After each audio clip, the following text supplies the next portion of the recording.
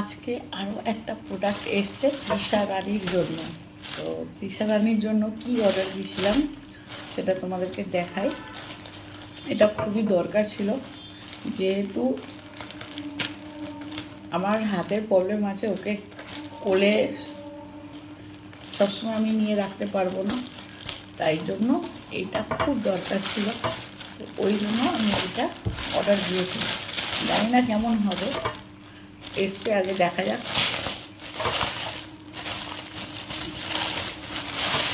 এই যে carry bag, এটা ক্যারি করার জন্য খুবই সুবিধা, জানো তো।